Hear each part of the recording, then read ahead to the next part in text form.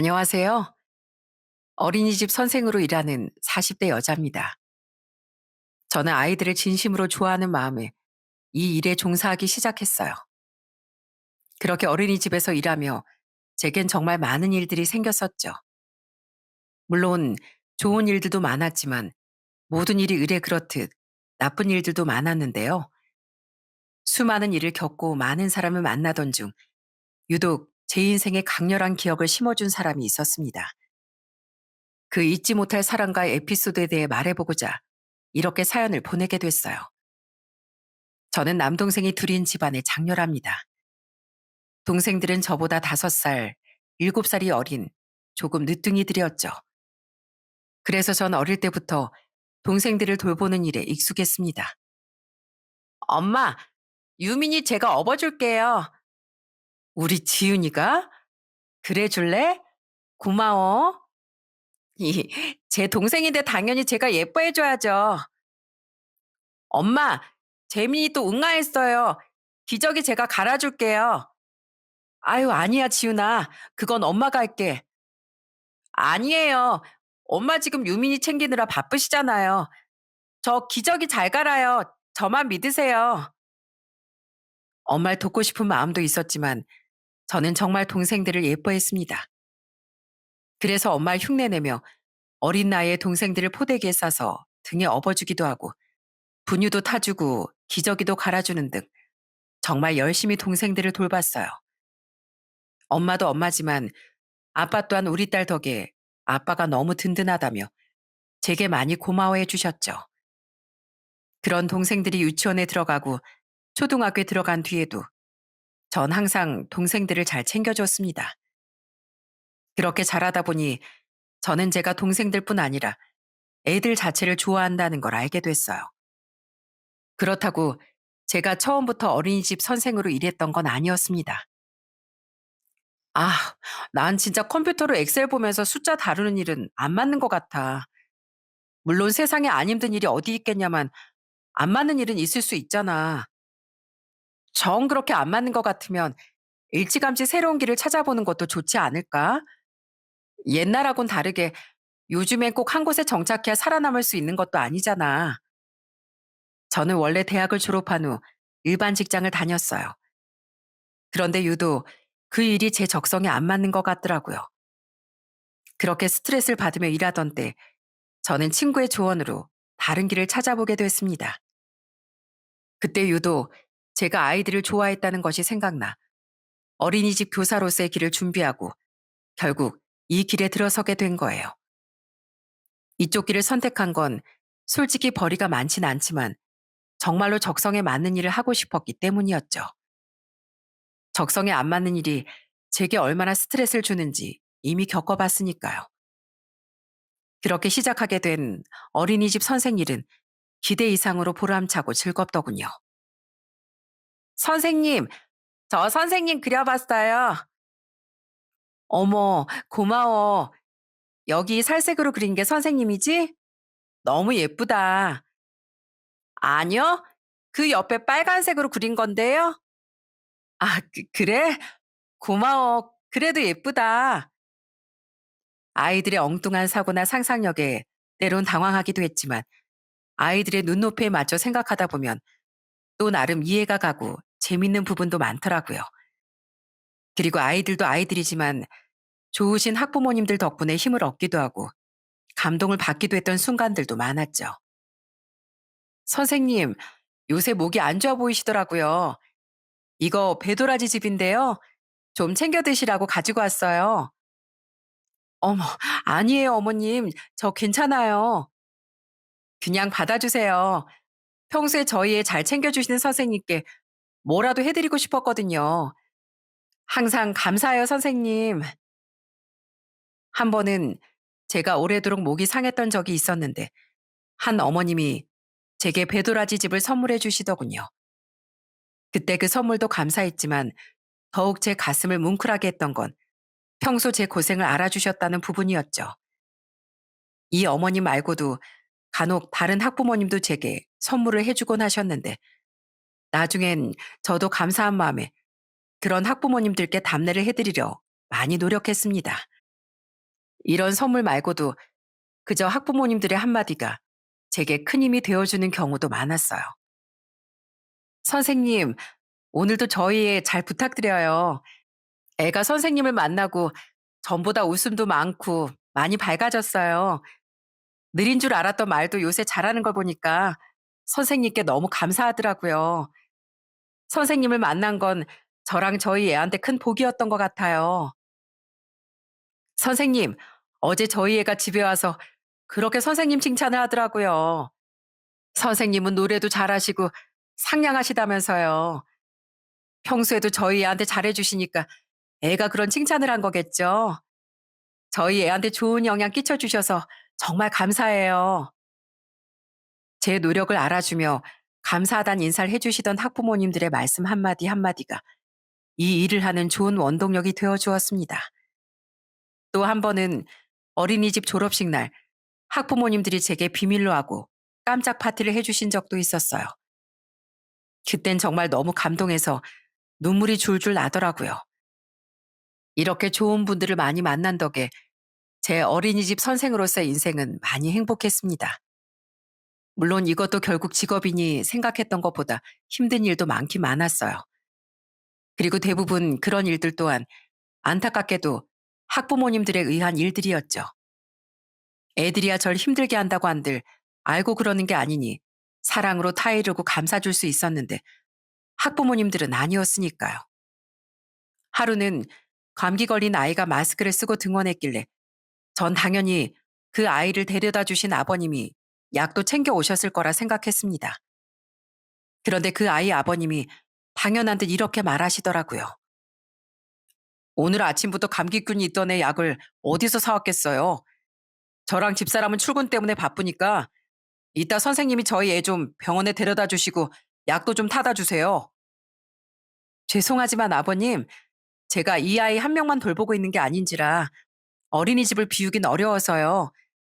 그리고 아이에게 약을 먹여줄 순 있지만 약을 사거나 병원에 데려가는 건 저희 소관 밖의 일이에요. 그럼 애가 아픈데 그냥 방치하시겠다고요? 이거 직무유기 아닙니까? 애가 아픈데 방치하시는 건 아버님 아닌가요? 아버님이야말로 부모 직무유기 아니세요? 당장 이 아이만 챙기면 전 다른 아이들을 못 챙기게 되는데 그게 더 직무유기 아닐까요? 정말 황당했습니다. 어린이집 교사를 가끔 자기 아이만 전담하는 보모 취급하는 사람들이 있었는데 그 남자가 딱 그 꼴이었죠. 또 학부모님 중엔 밤 9시에 전화해 1시간씩 통화를 붙잡고 있던 한 어머니도 있었어요. 저희 애가 요새 자꾸 말도 없고 밥도 잘 안 먹는 게 설마 발달에 문제가 있는 걸까요? 병원에선 분명 아무 이상이 없다고 했는데 그래도 다른 병원에 한번 더 가보는 게 낫겠죠? 원에서 내가 굉장히 활달했는데 혹시 가정의 분위기가 원인이 되는 건 아닐까요? 정 걱정되시면 다른 병원에도 가보시는 게 낫죠. 그렇겠죠? 아, 제가 집에만 오면 너무 우울해요, 선생님. 애도 절 별로 안 좋아하는 것 같고 남편도 저한테 영 냉랭하고 이게 사람 사는 건가 싶어요. 선생님 같은 미혼인 분들이 참 부럽네요. 오늘 저희 회사에선 무슨 일이 있었냐면요. 그 어머닌 처음엔 아이에 대한 이야기를 이것저것 하시더군요. 그래, 애가 걱정되시나 보다 싶어. 처음엔 그냥 들어드렸는데 나중엔 아이와는 상관도 없는 자신에 대한 푸념과 회사 상사 욕을 하시더라고요.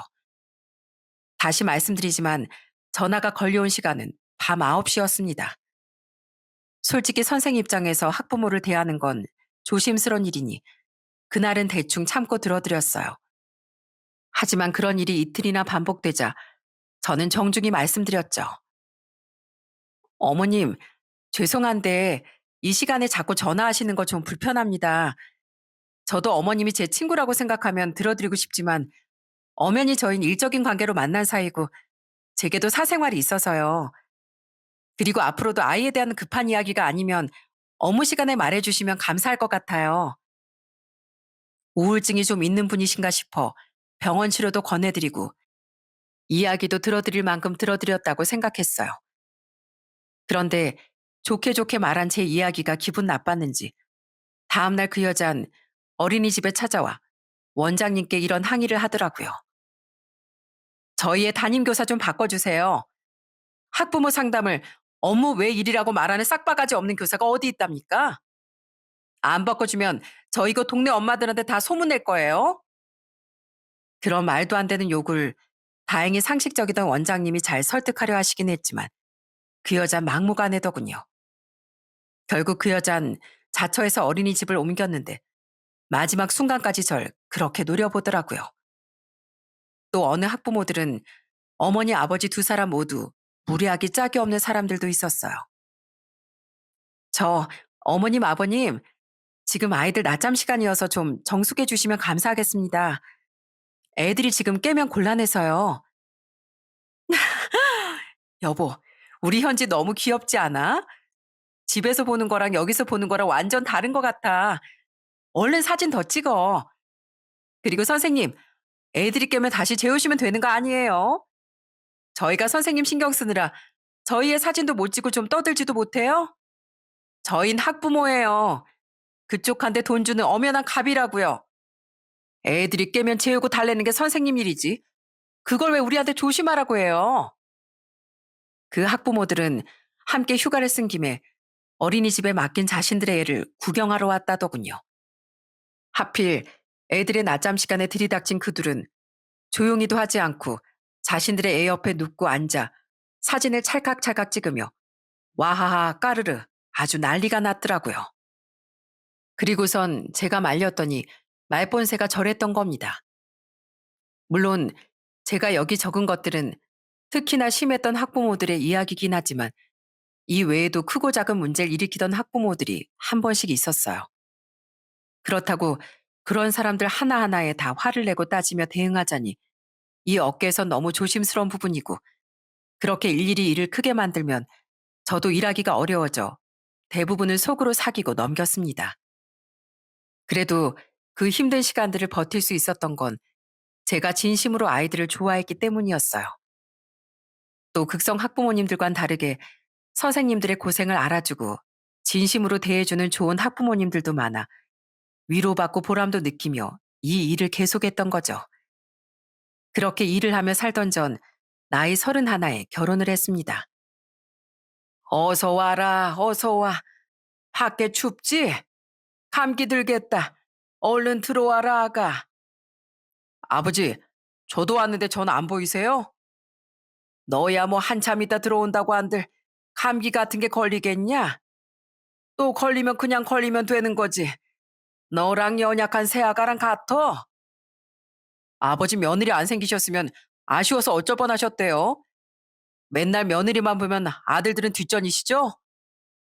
그럼 아주 딸 같아서 예뻐 죽겠다. 딸이 이렇게 좋은 건 줄 알았으면 네 엄마랑 막둥이 딸을 진즉 한 명 더 낳을 걸 그랬어. 시댁 식구들은 모두 좋은 사람들이었어요. 시아버진 덩치도 크고 인상이 조금 무섭게 생기셨기에 처음엔 좀 어려웠는데요. 조금 겪어보니 그렇게 따뜻하고 다정하실 수가 없더라고요. 남편에게 듣기로 시아버진 원래 남편과 시동생에게 엄청 엄하고 무서우셨다고 해요.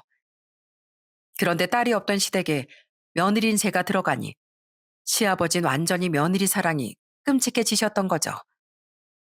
시아버진 제 앞에선 항상 무장해제가 된 듯 웃고 계시곤 했죠. 아버님, 제가 백화점 가서 가디건 하나 사왔는데요. 한번 입어보실래요? 이런 거 입으시면 좀 무서운 아버님 인상이 훨씬 부드러워 보일 것 같아서 사왔어요. 여보, 우리 아버지 가디건 같은 거 새님 같다고 안 좋아하신다니까 그걸 또 언제 사왔어?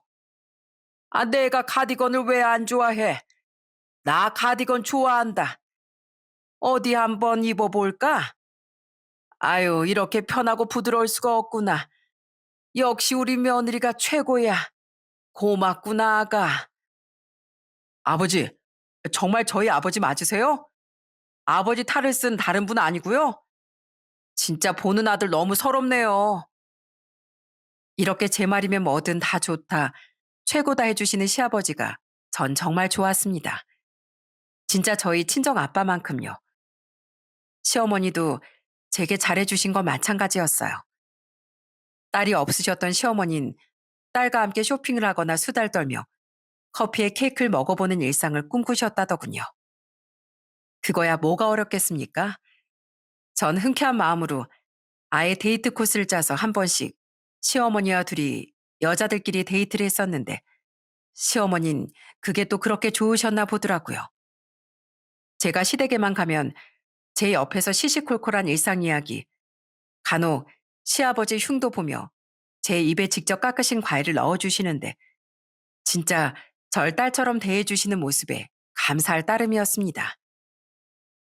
어머님, 아버님, 매번 죄송하고 감사해요. 오늘 저도 일이 늦게 끝나고 애 아빠도 야근이라 좀 늦었어요. 많이 힘드셨죠? 힘들긴. 아이, 우리 손주 보는 일이 왜 힘들겠어? 너희야말로 고생했구나. 애미야, 네 시어머니가 너희 준다고 곰탕 끓여놨으니까 얼른 먹고 집에 가서 쉬거라.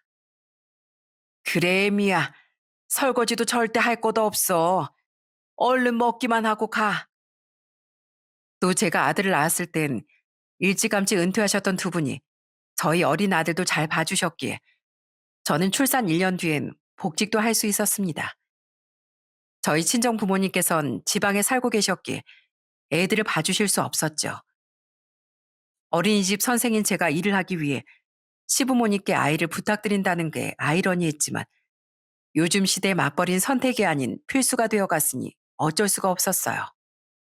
대신 두 분께 감사의 의미로 무조건 수고비는 꼬박꼬박 드렸습니다. 물론 아이에게 들어가는 돈은 별도로 말이죠. 시부모님은 그마저도 전부 안 받으시려고 했지만 그래도 덜 죄송하고 싶어하는 아들과 며느리의 마음을 결국엔 알아주시더군요. 이렇게 시부모님도 남편도 모두 좋은 사람이었으니 당연히 그 가족인 시동생도 착하고 좋은 사람이었어요. 시동생은 대기업 연구직으로 근무하며 직업도 좋고 성격도 좋았던지라 전 시동생이 반드시 좋은 여자를 만날 거라 생각했어요. 시부모님과 남편도 그동안은 시동생이 박사까지 따고 취업하느라 여자를 통 못 만났을지언정 이젠 슬슬 연애도 하고 결혼도 하겠지 싶어 많이 기대하고 있었죠. 그런데 웬걸 지켜보니 시동생은 여자 보는 눈이 정말 별로더군요. 시동생에게 많은 걸 줬던 하늘은 딱 하나 여자 보는 눈만 주지 않은 것 같더라고요. 형수님, 원래 여자들은 30이 넘어가면 고가의 선물 아니면 실례라고 생각하나요? 네? 그게 무슨 말씀이세요? 여자를 영 몰랐던 시동생은 처음엔 자신을 엄청나게 가스라이팅하며 입맛대로 조종하려던 여자를 만나 자존감이 바닥으로 툭 떨어졌습니다. 뒤늦게 그 사실을 깨닫고 시동생이 이별을 통보하긴 했지만 한동안 시동생은 여전히 떨어져 있던 자존감 때문에 많이 힘들어했죠. 그래도 서서히 원래 모습을 찾아가는 걸 보니 다행이다 싶었는데 언제 또 한 번은 고민이 있다며 저희 집에 찾아오더니 저런 말을 하더라고요. 그러니까 얘기를 들어보니 시동생은 이번에 사치가 심한 여자를 만났던 거예요. 그것도 자기 돈을 하나도 안 쓰면서 시동생의 돈으로만 비싼 음식을 먹고 사치하고 싶어하는 여자를요. 사랑하면 더 지켜주고 싶은 법이지 실컷 뜯어먹고 싶어 할 수는 없는 거예요. 남녀 간의 사랑도 어쨌든 사랑인데 도련님이 사랑하는 부모님께 어떻게 해드리지 싶은지만 생각해봐도 그 여자가 잘못됐다는 걸 아실 수 있을 거예요. 이런 제 진심 어린 조언에 결국 시동생은 그 여자와 이별을 하긴 했습니다. 하지만 그 이후 시동생은 많이 속상해하고 힘들어 하더라고요. 자긴 왜 이렇게 여자 보는 눈이 없냐며 자책한 거죠. 저는 그런 시동생을 이해하는 마음으로 위로했어요. 첫 연애를 30이 훌쩍 넘어서 시작하셨으니 잘 모르실 수도 있죠. 20대 때 사람들이 연애를 실패하면서 성장하는 것처럼요. 도련님은 그냥 아직 제대로 된 짝을 못 만나신 걸 거예요. 도련님도 뭔가 이상한 걸 알았으니 진즉 헤어지거나 이번에도 우리한테 고민 상담을 하신 거잖아요. 그럼 안목이 완전히 없진 않으신 걸 거예요. 이런 시동생의 여자 문제만 아니었으면 대체로 시댁의 시간은 평화롭게 흘러갔습니다. 그리고 결혼한 지 5년 뒤에 전 한동안 일로 인한 엄청난 스트레스를 앓게 됐어요. 그건 바로 그 해에 유독 저를 심하게 괴롭혔던 한 학부모 때문이었죠. 당시 제가 맡고 있던 7세 반엔 문세환이란 남자아이가 있었습니다. 아이 자체는 평범하고 순수한 아이였는데 저보다도 좀 더 젊은 편이었던 그 아이 어머니가 문제였던 거예요. 한 번은 그 여자가 밤 11시에 제게 전화를 걸어 술에 취했는지 혀꼬인 목소리로 이상한 말을 해대더군요. 잠결에 무심코 전화를 받은 전 기가 막힌 그 여자의 말에 잠이 확 달아나 버렸어요. 지금 그게 무슨 말씀이세요, 어머님? 영어요, 영어. 요새 영어 유치원이 유행이라고 하잖아요, 선생님. 그러니까 앞으로 선생님도 애들한테 영어로만 말하고 수업도 해주시면 안 될까요?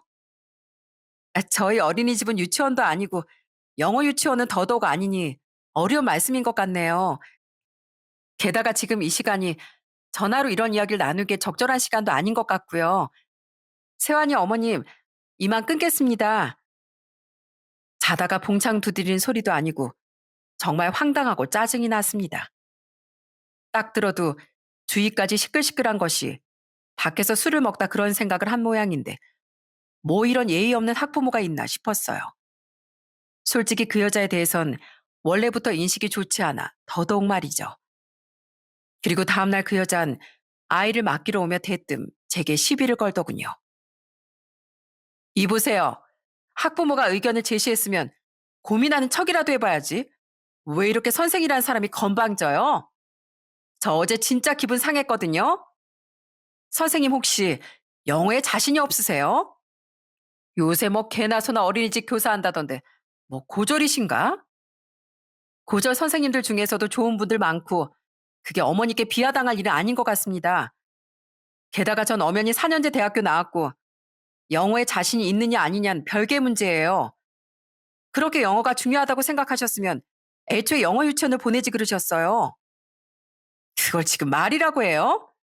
맞벌이 하느라 유치원에 보내기 힘드니까 어린이집에 보내고 있는 거 아니에요. 어린이집이 성공할 방안을 얘기해 준 건데. 참, 자기 복을 자기가 발로 차시네. 아유, 됐어요. 여기에 가방이나 들어요. 말도 안 되는 말엔 무조건 내내 하면 호구로 본다는 걸 이젠 알고 있었기에 전 적당히 할 말을 해줬습니다. 그러자 그 여잔 흥하고 콧방귀를 뀌며 애 가방을 툭 던지곤 가버리더군요. 또한 제가 이 여자에 대한 인식이 안 좋았던 건 너무 불성실했던 아이 하원 문제 때문이었어요. 세환이 어머니, 혹시 언제쯤 세환이 데리러 오시는 걸까요? 지금 시간이 8시가 넘었는데요. 아, 지금 제가 회식 중이라서요. 딱 1시간만요. 야, 내 잠 비었잖아. 얼른 따라봐. 그 여잔 회식이 있다, 회사에 중요한 일이 있다며 아이를 가장 늦게 데려가는 일이 잦았어요. 당시 저희 어린이집은 연장반을 운영해도 7시 반까지가 최대였는데 간혹 피치 못할 사정으로 늦으시는 학부모님들까진 당연히 이해해드렸습니다. 저도 아이가 있는 직장인이었으니까요. 그런데 그 여잔 완전 상습범이었던 거예요. 게다가 그 여잔 대부분 그런 날이면 술에 취해 늦어서 죄송하다 말도 없이 애만 쏙 데려가곤 했죠.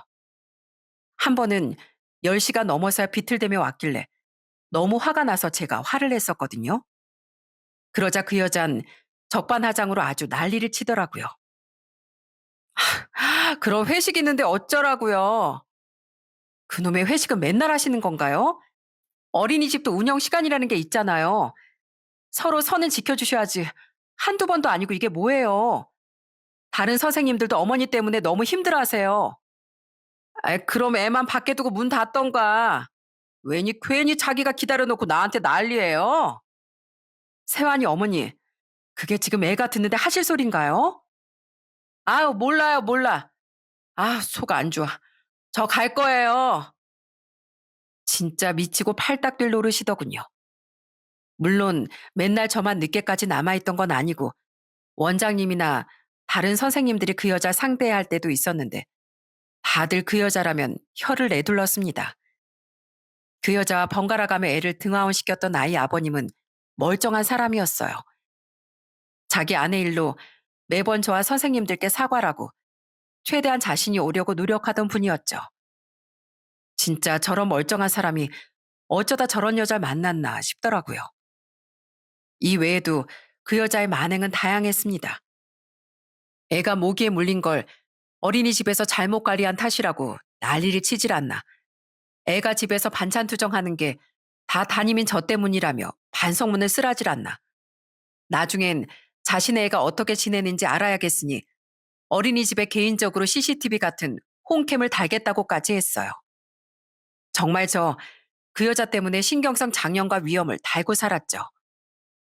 하지만 그때 당시 다니던 어린이집 원장님이 웬만하면 강제 퇴선 절대 시키지 않겠다는 고집이 있었기에 전 피하지도 못하고 1년 내내 그 아이를 맡아야 했습니다. 진짜 그 여자에 대한 미움을 아이에게까지 투영시키지 않으려 얼마나 노력했었는지 모릅니다. 정말 그 여자 때문에 진지하게 이쪽 길을 그만둘 생각까지 했었죠.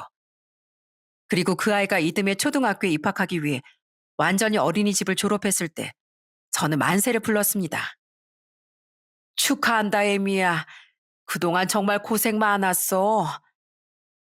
당시 전 대부분의 날엔 퇴근 후 아이를 데리러 남편과 함께 시댁에 갔으니 시댁 식구들 모두 제게 들어 그 여자의 만행을 알고 있었습니다. 제가 그 여자에게 전화로 시달리는 모습도 직접 목격도 했고 갈수록 메말라가는 제게 시부모님이 무슨 일이냐고 많이 캐묻기도 하셨거든요. 그 와중에 며느리 사랑이 넘치던 시아버진 내가 당장 쫓아가서 학부모고 뭐고 요절을 내주마. 감히 우리 며느리 고생시켜? 하며 길길이 화를 내주기도 하셨죠. 그런 모습에 괜히 위로가 되어 웃음이 터지곤 했네요. 시댁 식구들은 그 아이가 졸업한 걸 굉장히 축하해 주었는데 그 일로 감동을 받기도 했어요. 저 몰래 남편과 시댁 식구 모두가 한마음으로 짧은 동남아 여행을 계획해 줬거든요. 고생한 제게 포상 휴가를 줘야 한다면서요. 그런 남편과 시댁 식구들에게 저에 대한 애정이 많이 느껴져 저는 또다시 힘을 낼 수 있었습니다. 하지만 선생님들을 보호해주지 못하던 원장님 아래선 더 이상 일하기 힘들겠다는 생각에 다른 어린이집으로 좋은 조건을 제의받아 이직을 했죠. 그렇게 3년이란 시간이 흐른 어느 날이었어요. 저 결혼하려고요, 어머니 아버지. 형수님, 제가 드디어 형수님께 손아래 동설 만들어드리게 됐어요. 그날 모두를 불러 모은 시동생은 깜짝 결혼 발표를 했습니다. 그런 시동생의 결혼 발표에 다들 걱정부터 앞섰어요.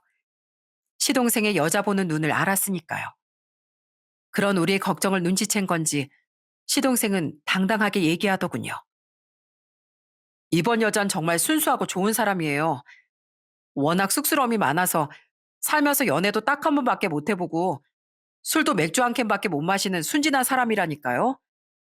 사람이 물욕도 없고 거짓말도 못하고 입에서 험한 말이 나오는 건 상상도 못하는 천사 같은 사람이에요.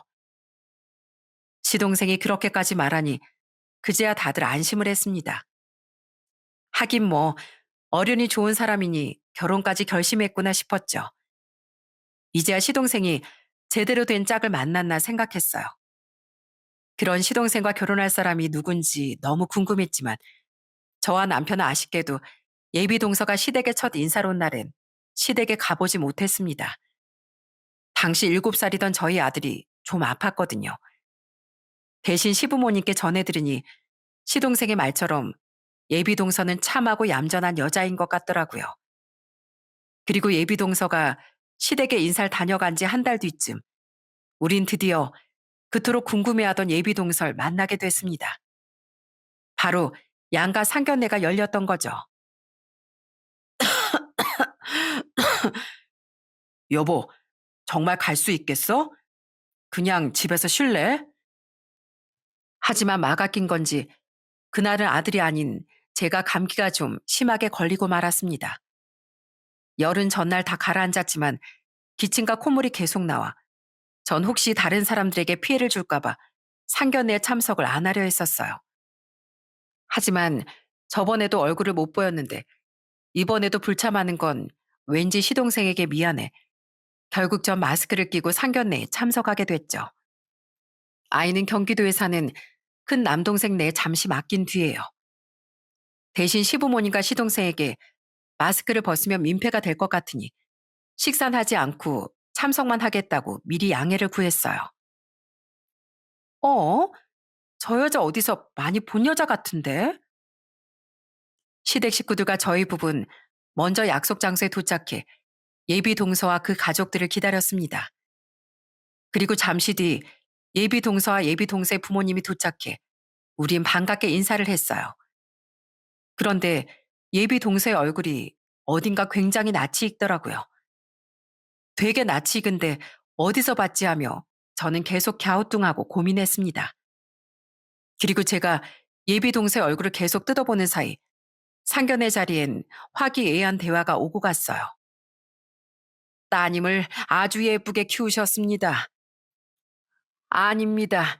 그런 사돈 어른들이야말로 아드님을 너무 듬직하게 키우셨어요.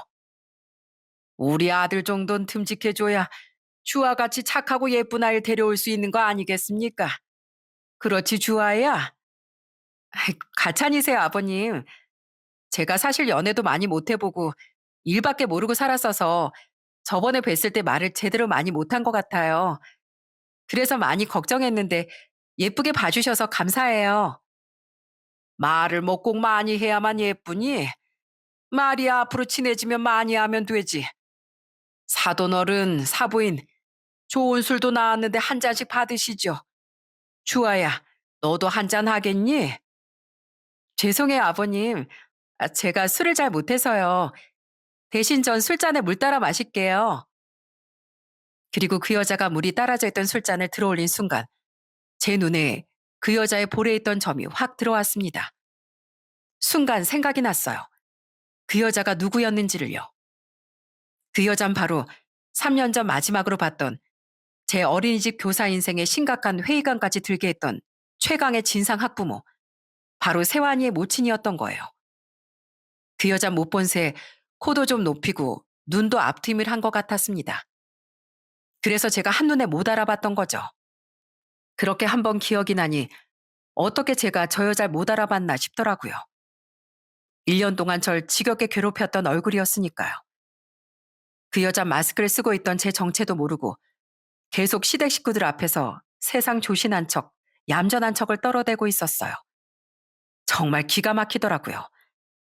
제가 그 여자의 정체를 뻔히 아는데 술도 못하고 욕도 못하는 척, 심지어 초혼인 척 사기치고 있는 모습을 보니 세상 참 좁고도 무섭다 싶더라고요.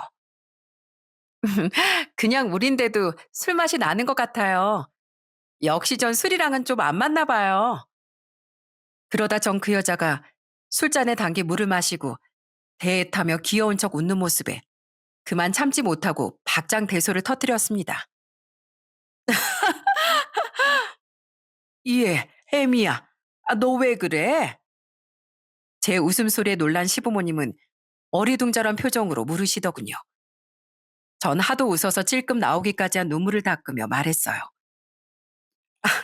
죄송해요. 너무 기가 차고 웃겨서요. 모르는 사람이 보면 정말 속아 넘어갈 만큼 연기가 너무 대단하구나 싶어서요. 와, 세상에 진짜 이런 일이 다 있네요. 그게 무슨 말이야? 저 여자요? 앞에서 세상 조신한 척, 남잔 한 번밖에 안 만나본 척 하는 저 여자 정체, 제가 알고 있거든요. 제 말의 순간 상견례장의 분위기가 가라앉았습니다. 전 놀라서 동공 지진이 일어나던 그 여자를 보며 계속 말을 이어갔어요. 이래서 사람은 평소 행실을 똑바로 하고 살아야 하는 거야. 야, 너 정말 불려우구나. 너 나 모르겠니? 네? 아니요. 전 오늘 지훈 씨, 그러니까 형님을 처음 뵙는데요. 혹시 저 다른 사람이랑 착각하신 거 아니에요? 정말 왜 이러세요? 그 여잔 제가 누군지 모르니 우선 오리발을 딱 내밀더군요. 저는 그런 그 여자를 보며 제 마스크를 확 벗어 제꼈습니다. 그 여잔 절 한눈에 알아봤는지 순간 들고 있던 물컵을 탁 떨어뜨리더라고요. 저는 그런 그 여자에게 경멸스러운 표정을 지어주며 소리쳤어요. 자, 다들 집중하세요. 이건 사기 결혼입니다. 저 여자 분명히 제가 아는 사람이에요. 초호는 개뿔. 결혼도 했었고 애도 있는 여자라고요. 나 4년 전에 당신 아들 어린이집 담임 맡았던 사람이야. 이제 기억하지? 네 아들 이름이 문세환이잖아. 왜 이러세요? 저 초혼인데 아들이 어떻게 있단 말이에요. 사람 잘못 보신 거예요. 정말 노력이 가상하더군요. 그 여잔 제 눈을 쳐다도 보지 못하면서도 어떻게든 빠져나가려 안간힘을 쓰더라고요. 하지만 어림없는 소리였죠. 웃기시네. 당신 다니는 회사 이름 땡땡 회사 맞지? 그리고 당시 살았던 아파트도 서울시 모구 땡동 땡땡 아파트 맞잖아. 어? 주아야, 거기 너희 집이잖아. 형수님, 그걸 어떻게 아셨어요? 회사 이름도 주아가 다니는 회사 이름 맞아요. 방금 제가 말씀드렸잖아요, 도련님. 이 여자 제가 맡았었던 아이 학부모였다고요. 어머님, 아버님, 도련님 다들 기억하시죠? 제가 4년 전에 1년 동안 한 학부모 때문에 엄청나게 스트레스 받았던 거요. 왜 아버님이 학부모고 뭐고 당장 쫓아가서 요절을 내주겠다고까지 했던 그 아이 엄마 있잖아요. 그 여자가 바로 저 여자예요. 도련님 여태 저 여자한테 속은 거라고요. 뭐라고? 주한이가 그럼 그 학부모였다고? 아이쿠야, 이게 대체 무슨 소리냐? 그런 제 폭로에 다들 경악을 했습니다. 시댁 식구들 모두 제가 하도 고생하는 모습을 봤으니 그 여자의 존재에 대해 잘 알고 있었으니까요. 그 여잔 완전히 망했다 싶은 표정으로 망연자실해 있었고 그 여자 부모는 고개를 못 들고 있었어요. 그 순간 시아버지가 테이블을 쫙 내리치며 화를 분출하셨습니다. 이 망할 인간들, 감히 우리 집안을 우습게 봐? 지석이는 어디서 이딴 인간들 데려와선 내 속을 뒤집어놔? 네 형수 속은 지금 얼마나 뒤집어졌을 거야? 넌 대체 여자 보는 눈이 발바닥에 달린 거냐? 죄송해요, 아버지. 야, 이주아 너 이게 대체 어떻게 된 거야? 진짜 네가 우리 형수님을 그렇게 괴롭혔던 그 학부모야? 너 대체 진짜 정체가 뭐야? 설마 유부녀야? 아니야, 지석 씨. 나 유부녀 아니야. 아, 진짜 하필 여기서 저 선생을 만날 게 뭐라? 이젠 틀렸다 싶었는지 그 여잔 그제야 다 포기하고 자신의 정체를 밝히더군요. 그리곤 변명이랍시고 한다는 말이 아주 기가 막혔어요. 그래, 나 사실 애가 있는 거 맞는데 그때 그 남편이랑은 이미 2년 전에 이혼했어. 진짜야. 애도 전 남편이 데려가서 사실 내가 결혼하는데 무슨 하자가 있는 건 아니라니까? 이혼이 흠도 아니잖아. 그 여잔 경악한 시동생의 눈치를 보며 이혼은 흠이 아니라는 말을 하고 있더라고요. 시동생은 기가 찼는지 소리쳤습니다. 이혼은 흠이 아니지만 이혼을 숨긴 건 흠이지. 게다가 어디 그것뿐이야? 넌 그냥 나한테 전부 거짓말 투성이었잖아. 술도 잘 못 마신다더니 너 옛날에 호건날 술에 취해서 애들이러 오고 그랬다며? 욕도 한마디 못한다더니 너 옛날에 우리 형수님 다니던 어린이집 찾아가서 툭하면 험한 말 하고 그랬다며? 너 이름은 진짜 이주아가 맞긴 맞냐? 당연하지. 내 이름은 진짜야. 그건 하늘에 대고 맹세해. 옆에서 그 한심한 변명을 듣고 있으니 더욱 분노가 치밀었는지 시아버지가 시동생에 이어 호통을 치시더군요. 이름 하나 솔직하게 말했다고 아주 당당하단다. 뭐 저런 애가 다 있어? 예, 난 네가 우리 아들 깜빡 속인 것만 해도 열이 받지만 너 마침 잘 만났다. 내가 예전에 우리 며느리가 힘들어하는 거 보고 얼마나 열불 터졌었는지 알아? 감히 네가 우리 며느리 고생시켜? 인성이 그 모양 그따위니 애도 뺏기고 이혼도 당하지. 아버님이 제가 이혼을 당했는지 먼저 하자고 한 건지 어떻게 아세요? 아버님 같은 소리 하고 있네. 그럼 아니야? 뭐 아닌 건 아닌데요. 그러면서 뭐가 억울하다고 토를 달어. 잘근잘근 씹어먹을 것 같으니라고. 너 앞으로 한 번만 더 내 눈에 띄면 그때 너 가만 안 둘 줄 알아. 그리고 이봐 당신들. 똑같이 자식 둔 부모로서 인생을 왜 그따위로 살아? 내 자식이 거짓말로 사기 결혼을 하려고 하는데 그걸 홍구멍을 못 내줄 망정. 좋다고 같이 거짓말을 해주고 있어? 당신들이 애를 그따위로 키웠으니 자식이 이 모양 이 꼴 아니야? 창피한 줄을 알아. 다들 가자. 완전히 시간만 버렸네. 그 여자에게 버럭 화를 내신 시아버진 다음엔 고개를 푹 숙이고 있던 그 여자의 부모에게 고개를 돌려 마찬가지로 소리치셨습니다.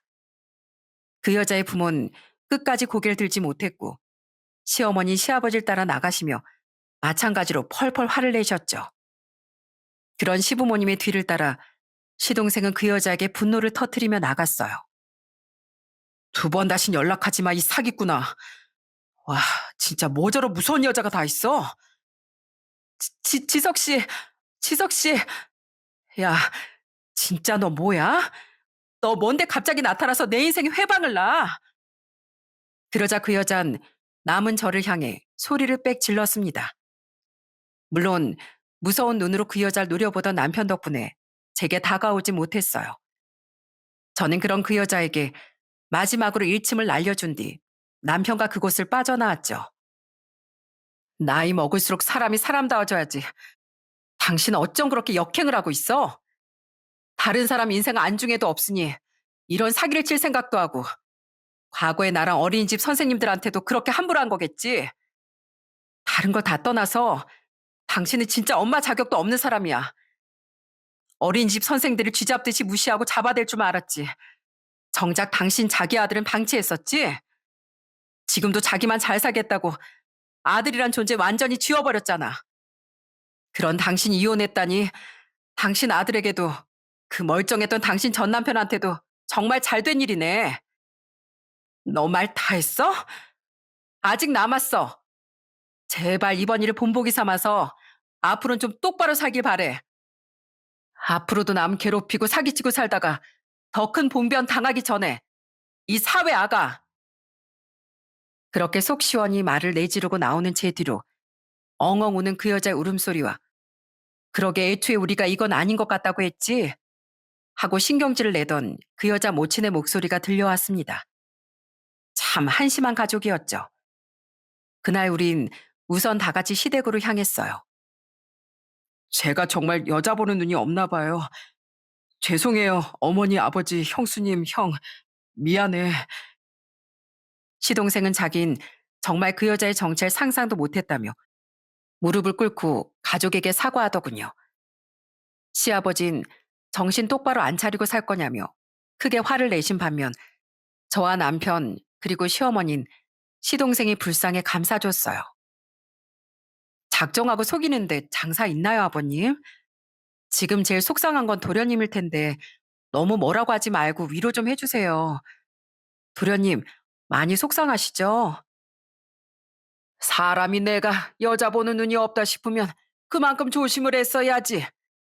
또 저딴 여자를 골라서 결혼까지 하려고 했다는 게 자기 인생을 더 소중히 돌보지 못할 일인 것 같아. 내 안타까워서 그런다. 그나저나 애미야, 내겐 정말로 고맙구나. 역시 넌 우리 집안 복덩이야. 너 아니었으면 꼼짝없이 사기 결혼 당할 뻔했잖니. 아니에요. 이게 다 도련님 운이 좋아서 잘 해결된 거죠. 아니에요, 형수님. 아버지 말씀대로 형수님 아니었으면 저 정말 큰일 날 뻔했어요. 정말 감사해요. 그날 시부모님과 시동생은 속상한 와중에도 제게 고맙다는 말을 했습니다. 남편 또한 마찬가지였죠. 그리고 며칠 뒤 시동생은 저희 집으로 찾아와 그 사이에 벌어졌던 일을 말해줬어요. 이주아 걔 저희 회사 로비 안까지 찾아와서 자긴 절대로 못 헤어진다고 난리를 치고 갔어요. 술까지 취해서요. 세상에 정신 나간 거 아니에요? 이 와중에도 못 헤어진다고 했다고요? 네. 그래서 여기서 더 소란 피우면 소란죄로 신고하고 저에 대한 명예훼손으로 고소까지 할 거라고 으름장을 놔버렸어요. 그런 인간들은 처음부터 법을 들먹여야 깨갱하고 도망가는 법이거든요. 끈질게도 그 여잔 시동생이 계속 자신의 전화를 받지 않자 시동생의 회사까지 찾아갔었다는군요. 하지만 그 여자에게 오만정이 떨어졌던 시동생은 눈 하나 깜빡하지 않고 법적으로 나간다고 했다네요. 게다가 건물 보안 요원들이 그 여자를 쫓아내려 달려오고 있자 그 여잔 뒷걸음질을 치다 결국 욕설을 마구 내뱉으며 사라졌다고 해요. 진짜 제 인생 최악의 여자였어요. 형수님, 다시 한번 정말 감사했어요. 형수님 아니었으면 제 인생 진짜 단단히 꼬였을 거예요. 이건 별거 아닌데요. 감사함에 대한 답례예요. 사실 저 오늘 이거 드리려고 온 거예요. 이게 뭐예요? 어머, 지갑이잖아. 그 이야기를 끝으로 시동생은 제게 선물 상자를 하나 내밀더군요. 상자를 열어보곤 깜짝 놀랐어요. 그곳엔 비싼 브랜드의 지갑이 들어있었거든요. 게다가 열어보니 그 안엔 무려 50만 원이라는 현찰까지 들어있더라고요. 전 놀라며 돌려주려고 했습니다. 아유, 아니에요, 도련님. 저 이런 거 받으려고 한 일이 아니에요. 당연히 아니시겠죠. 알아요. 그래도 이렇게라도 고마움을 표시하고 싶어서 그러니까 그냥 받아주세요, 형수님. 제 인생값이라고 생각해 주시고요. 시동생은 제 낡은 지갑을 눈여겨봤다가 감사 인사로 그런 선물을 해준 겁니다. 그렇게 세심하고 착했던 시동생에게 왜 자꾸 이런 나쁜 여자만 걸리는지 정말 안타까울 노릇이었죠. 그게 바로 몇 달 전 일로 지금 저희 시동생은 아직 그 여자로 인한 충격에서 온전히 벗어나지 못했습니다. 시동생은 당분간은 여잔 쳐다도 보지 않고 일에만 집중하며 살고 싶다고 하더라고요. 시부모님도 저와 남편도 차마 그런 시동생에게 또 여자를 잘 만나보라는 말은 선뜻 나오지 않더군요. 대신 전 시동생에게 이렇게 말해줬어요. 세상은 넓고 도련님은 좋은 분이니까 언젠간 분명 좋은 분이 나타날 거예요. 다음에 또 누굴 만나게 된다면 그땐 저한테 먼저 꼭 보여주세요. 아니면 제 남편에게라도요. 우리가 도련님이 꼭 좋은 여자분이랑 짝될 수 있게 도와드릴게요. 시동생은 그런 제 말에 힘없이 웃었습니다. 주위에 좋은 여자가 보인다면 반드시 시동생에게 소개해주겠지만 그 이외엔 딱히 해줄 일이 없어서 안타까울 따름이네요. 그래도 언젠간 너무 착한 시동생에게 하늘이 꼭 좋은 짝을 선물해 줄 거라 믿으며 전 앞으로도 시동생의 앞날에 반드시 행복이 찾아오길 빌어줄 생각이에요. 지금까진 시동생이 강한 액땜을 한 거라고 믿으면서요. 세상 모든 일은 돌고 돌아 다시 오는 것임을 저는 전 예비 동서였던 그 여자를 보며 확실히 깨달았습니다. 세상은 아주 좁고 세상 일은 어떻게 될지 모르는 것이니 사람은 항상 평소 행동 것을 조심하고 정직하게 살아야 하는 것 같아요. 그리고 마지막으로 덧붙이고 싶은 말이 있다면 어린이집 선생님들도 그저 누군가의 자식, 누군가의 부모인 평범한 사람들임을 조금이나마 알아주셨으면 한다는 겁니다. 물론 좋은 학부모님들이 대부분이겠지만 가끔 그 여자처럼 어린이집 선생님들을 너무 하찮게 여기시는 분들께 드리고 싶은 말입니다. 세상에 어린이집에 관련된 흉흉한 뉴스가 많긴 하지만 그 악인들은 어디에나 있는 일부분일 뿐입니다. 그런 사람들 말고 아이들을 정말 내 아이다 생각하며 책임감과 사랑을 가지고 이 일에 종사하는 분들이 훨씬 많은 것 같아요. 그러니 무조건적인 친절은 아닐지라도 어린이집 선생님들을 같은 사람으로서 최소한의 존중은 해주셨으면 해요. 저 또한 이런 부탁을 드리는 만큼 앞으로도 더욱 아이들을 사랑으로 대하는 어린이집 선생이 되려고 노력하며 살아가겠습니다. 제 긴 사연 들어주셔서 감사드리며 전 이만 여기서 인사드릴게요. 들어주셔서 감사합니다.